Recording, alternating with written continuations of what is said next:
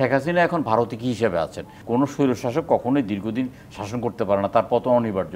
দেখুন, আমার মনে হয় 100 বছর বা 1000 বছরের ইতিহাসে একটা 15-16 বছর যাবৎ দেশ শাসন করে একটা রাজনৈতিক দলের সবাই একসাথে নাই হয়ে গেছে, হাওয়া হয়ে গেছে, এটা কিন্তু কখনো ঘটে নাই। বাংলাদেশে তো আপনার প্রায় 4500 ইউনিয়ন পরিষদ সবগুলো আওয়ামী লীগের দখলে ছিল। সেটা দর দিয়ে পূরণ করুন, যতগুলো ইউনিয়ন পরিষদের সদস্য তারা কেউ কিন্তু মাঠে নেই, মানে কোনো পর্যায়ে কোনো নেতা কিন্তু মাঠে নেই। মাঠে থেকে তারা যদি কথা বলতো বা কথা বলার চেষ্টা করতো তাহলে সেটা রাজনৈতিকভাবেই হতো।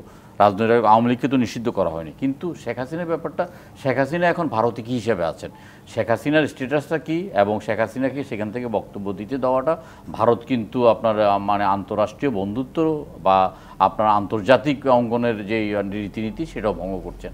এখন ভার্চুয়ালি অন্য নেতারা দিতে পারেন, অন্য নেতারা বক্তব্য দিতে পারবেন বা অন্য দেশেও যে কোনো নেতা কথা বলতে পারবেন, সেটা যদি তার আইনগতভাবে কোনো সমস্যা না থাকে। কিন্তু আপনার শেখ হাসিনা তো সেখানে ভার্চুয়ালি আপনার এখানে বক্তব্য দেওয়াটা আপনার ভারত সরকারের জন্য বিব্রতকর এবং সেটা না করাটাই শ্রেয় আমি মনে করি। আর যে শেখ হাসিনা এসে জনসভায় অংশগ্রহণ করবেন, শেখ হাসিনার নামে তো 300-র বেশি হত্যা মামলাই আছে। সুতরাং দেশে আসলে আমরা সবাই বগল বাগাবো আর শেখ হাসিনা এসে বক্তব্য দিবে, ব্যাপারটা এত সহজ নয়।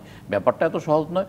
এই যে আজকে 100 দিনের উপর হয়ে গেছে, আওয়ামী লীগের কোনো একটা লোক রাস্তায় দাঁড়িয়ে, সেটা গ্রামগঞ্জে হোক আর সেটা শহর হোক, কোথাও বলার সাহস নেই যে আওয়ামী লীগ করি অথবা আমি আওয়ামী লীগের আদর্শে বিশ্বাসী। আসলে একটা দল রাজনৈতিকভাবে দেউলিয়া হয়ে গেলে অথবা গণতান্ত্রিক উপায়ে নির্বাচনকে ব্যাহত করে একটা রাজনৈতিক দল ক্ষমতা টিকে থাকলে তার পরিণতিতে কী হবে সেটা প্রমাণিত আওয়ামী লীগ করে দিয়েছে। আমরা সবসময় বলেছি যে পৃথিবীর ইতিহাসে বছর শেষের খুশি নগদে হবে বেশি। নগদ পেমেন্টে নির্দিষ্ট ক্যাটাগরির কেনাকাটায় 300 টাকা পর্যন্ত ক্যাশব্যাক। কোনো স্বৈরশাসক কখনোই দীর্ঘদিন শাসন করতে পারে না, তার পতন অনিবার্য।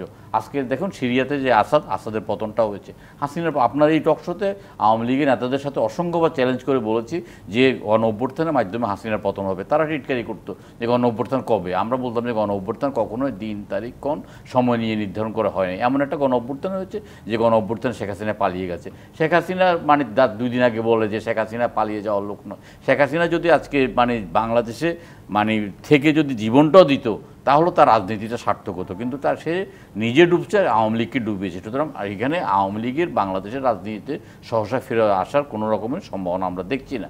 তো এটাই হলো যে বাস্তবতা। এই বাস্তবতা আওয়ামী লীগের নেতাকর্মীরা যতটা মেনে নেয় ততটাই ভালো। এই মুহূর্তে কোনো রকম বিশৃঙ্খলা, যেমন ভারতের ব্যাপারটা, ভারতের তো আপনার প্রথম দিকে অবস্থানটা ঠিক ছিল। ভারতের কিছু মিডিয়া অতিরঞ্জিত করছে, কিন্তু এখন তারা বুঝতে পারছে তারা ভুল পথে আছে।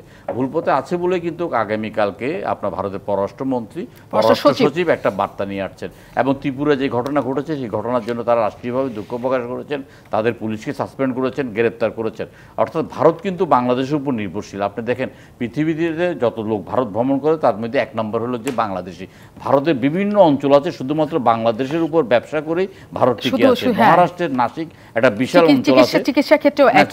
চিকিৎসা না, শুধু চিকিৎসা না, চিকিৎসা ছাড়া ফল ফ্রুট হতে আরম্ভ করে কাপড় চোপড় ইত্যাদি, হোটেল রেস্তোরাঁ, ট্রান্সপোর্ট, চিকিৎসা, অনেক অংশে ভারত কিন্তু বাংলাদেশের উপর নির্ভরশীল। আমরা কিন্তু ভারতের উপর নির্ভরশীল নই।